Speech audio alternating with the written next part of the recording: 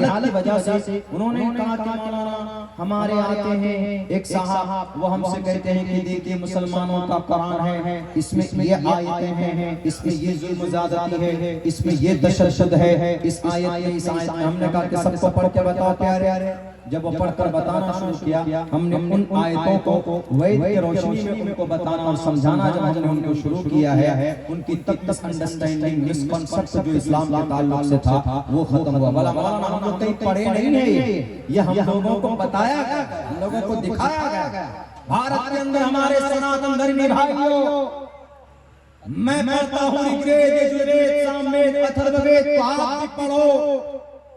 हिंदू मुसलमानों की लड़ाई वेदों में नहीं है, ये हिंदू मुसलमानों की लड़ाई देश के नेताओं के बीच में है।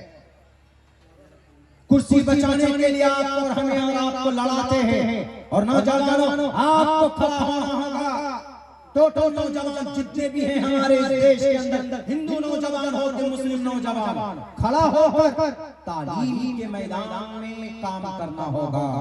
जब एजुकेशन सही तालीम होगी, सही एजुकेशन के प्लेटफॉर्म को अपनाएंगे तो धर्म के बारे में भी जो मिसअंडरस्टैंडिंग है वो भी खत्म होती चली जाएगी। आपका धर्म आपके लिए, लकुम दीनुकुम लना आमालुना वलकुम आमालुकुम। आप हिंदू हैं तो भूर्भुवस्सवः तत्सवितुर्वरेण्यं भर्गो देवस्य धीमहि धियो यो न प्रचोदयात्। आप सिख हैं, एक ओंकार सत्नाम करता नरवीर अकाल रत्तजवनी से भूगुल प्रसादी। आप अगर मुसलमान हैं तो अल्हम्दुलिल्लाह रब्बिल आलमीन अर्रहमानिर रहीम मालिक यौमिद्दीन। अगर आप सनातन धर्मी हैं, अहमे वसोयमिदं वदामि जुष्टम दवाबिमानं शबियं कामैतरितं गुरुनं नमिदं ब्रह्मणां तमुर्शिदं संविधाम। अगर आप मुसलमान हैं तो मा कान मुहम्मदुन अबा अहदिन मिन रिजालिकुम वलाकिन रसूलुल्लाह व खातमुन नबिय्यीन। पढ़िए अपने अपने अकीदे के हिसाब से अपना गुरु मंत्र पढ़िए, अपने अपने अकीदे के एतबार से अपना शास्त्र पढ़िए, कोई दिक्कत नहीं। लेकिन ऐसा नहीं हो रहा है। क्यों? तालीम की कमी की वजह से, तालीम की इत्तेहाद की वजह से। तो यहूदी जो आज आगे बढ़े हैं तालीम की वजह से आगे बढ़े हैं।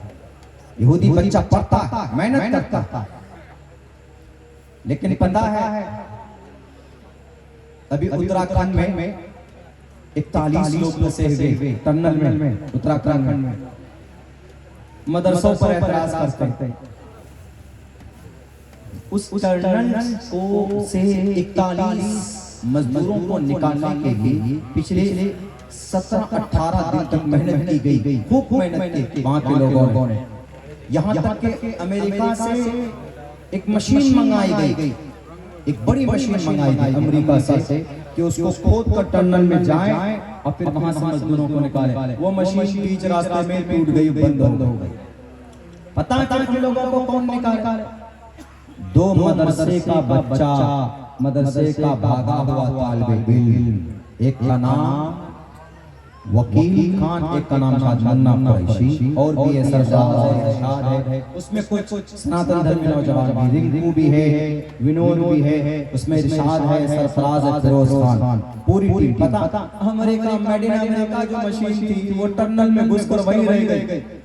उसके बाद ये झांसी और दिल्ली के मदरसे के भागे हुए दोनों तालिब इल्म थे, क्योंकि उस टीम के रेड हॉल माइनिंग एक प्रोजेक्ट होता है कि वो लोग अपने छेनी हथौड़ी से सुरंग बनाते हैं, माइनिंग में सुरंग बनाते हैं और 1.5-2 फीट के अंदर, वो ज्यादा लंबा चौड़ा सुरंग नहीं कर सकते, 1.5-2 फीट के अंदर से बॉडी जिसमें जा सके, उसी को पांव की उंगलियों में 3 घंटे तक खड़े होकर वो लोग काम कर सकते हैं। और एक दिन में 12 घंटे में वो लोग 12 मीटर सुराख कर सकते हैं पत्थर के अंदर।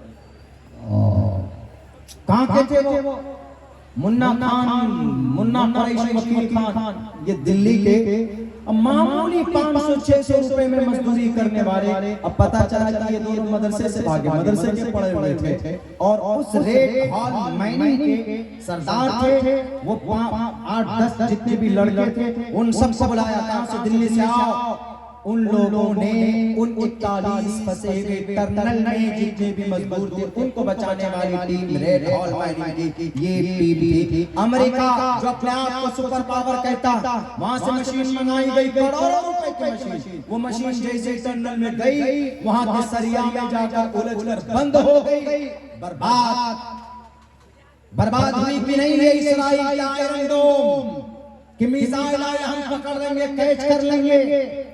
नहीं टिक सके मजलूम के जुल्म के मजलूम के आग के सामने इस्राइल घुटने झुका के नहीं, घुटने टेक कर सामने माफी मांगने पर मजबूर होगा कि हम तुमसे जंग नहीं कर सकते। वो जंग गजा पट्टी के मजलूमों से की, वो जंग किसी बड़े फौजी नहीं थे, 5000 नौजवान गजा पट्टी के लड़ रहे थे। इधर दुनिया की सबसे बड़ी टेक्नोलॉजी के अंदर आगे कौन इस्राइल है।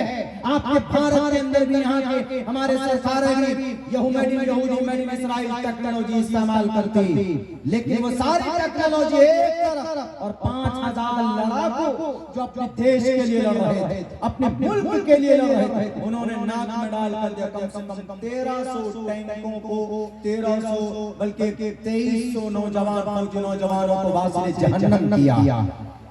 इसीलिए अपने टेक्नोलॉजी पर वो मत करो, टेक्नोलॉजी हमारे हाथ की खेल, ये बाएं हाथ का खेल है। इस्लाम टेक्नोलॉजी पर नहीं बल्कि इस्लाम सही सिद्धांत पर अकीदा रखता है और दुनिया के इंसानों के फायदे के लिए अहकामात जारी करता है।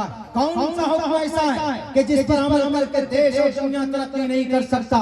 कौन थे भारत के अंदर सबसे पहले educational minister? Doctor APJ Maulana Abul Kalam Azad रहमतुल्लाह अलैह मौलाना थे, देश के सिस्टम को चला रहे थे। और उनसे पहले कौन थे? उलमाए किराम की एक बड़ी तादाद थी जो इस देश के लिए मैदान में निकल कर आए। अंग्रेज आया था तो किनका फतवा निकला था कलम से? मौलाना शाह अब्दुल अजीज मुहद्दिस देहलवी रहमतुल्लाह अलैह के कलम से फतवा निकला था कि अंग्रेज मैं तुम्हें इस देश के अंदर कभी काबिज नहीं होने दूंगा। उन्होंने तालीम के मैदान में बहुत काम किया मेरा नौजवानों। भारत के अंदर आप जो लाखों करोड़ों रुपए खर्च करते हो अपने प्रचारों में, हमारे देश के प्राइम मिनिस्टर साहब उन पैसों को खर्चा कीजिए। आप चांद पर चले गए, लेकिन 2 किलोमीटर नीचे जो माइनिंग थी, जो टनल था, उसके अंदर पहुंचने के लिए आपने कोई सिस्टम नहीं बनाया। वहां अगर पहुंच पाए अपनी छेनी हथौड़ी से, अपने कमजोर हथियार के साथ अगर कोई पहुंचा है तो वहां एक कलमा पढ़ने वाला उनकी पूरी टीम पहुंची है और उनकी जान बचा कर निकले। इस देश के अंदर कोई भी आपदा है,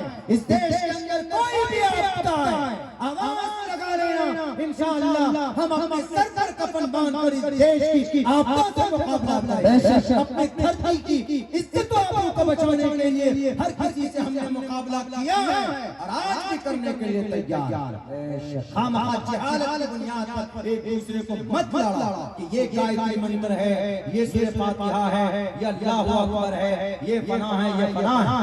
आपका हर किसी का धर्म भाई एक्सेप्टेबल है, अच्छी बात है। हर कोई अपने अपने धर्म और अकीदे के साथ जिंदगी गुजारे, लेकिन कोई किसी को जलील ना करे। तो बच्चे क्या बोलते हैं आखिर में? मौलाना और भी बहुत सारी बातें हैं आपके मदरसों के ताल्लुक से में बताया गया। हमने कहा कि नौजवानों, जहां लोग कोटा में कोचिंग करते हो ना, जहां लोग बायोलॉजी या आर्ट्स के ऊपर मेहनत करते हो, वहीं तुम लोग जरा धर्म के ऊपर भी मेहनत करो। हमने कहा ये तुम्हारा धर्म ही तुम्हारा साथ जाएगा।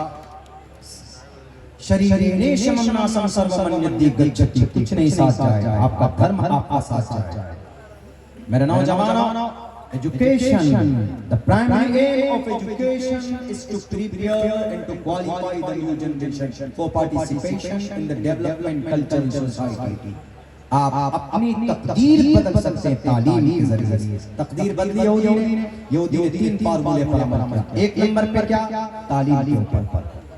दुनिया के अंदर सबसे बड़ी यूनिवर्सिटी किनकी? मुसलमानों की होनी चाहिए, क्योंकि मुसलमानों में सबसे पहला पैगाम अल्लाह की तरफ से आया, इक़रा पढ़ो। तो बड़े मदारिस होने चाहिए, बड़े कॉलेज होने चाहिए, बड़ी यूनिवर्सिटी। और सुन लीजिए, कॉलेज यूनिवर्सिटी में जो